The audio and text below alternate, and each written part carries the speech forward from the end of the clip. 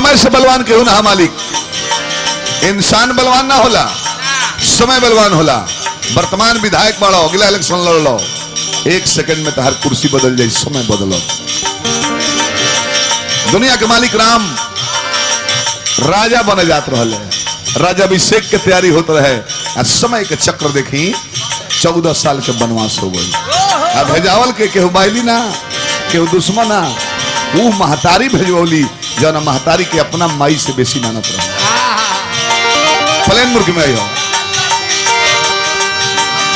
अयोध्या निवासी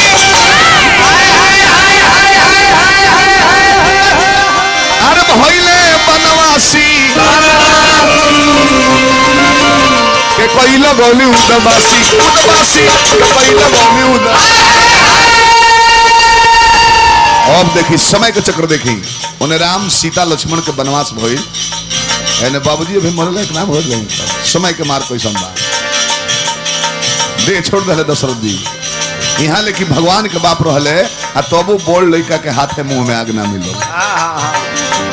14 दिन शरीर के बसियावल गल, नाव में तेल रह के, ओकरा जहाज रहे कि फ्लाइट से आजाद। दू जना जंगल में रहे, राम लक्ष्मण। अब भरत शत्रुघ्न मामा के यहाँ गए, तीव्रगामी रथ, आनंद में लिखा कि तीव्रगामी तेज चले वाला रथ भेजाई। तो 7 दिन जाए में 7 दिन लेके आवे में लगा।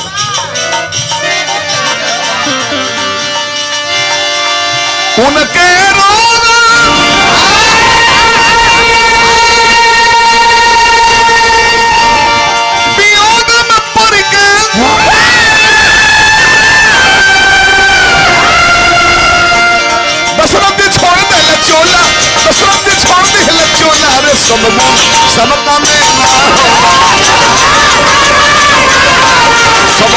सबका में ना होला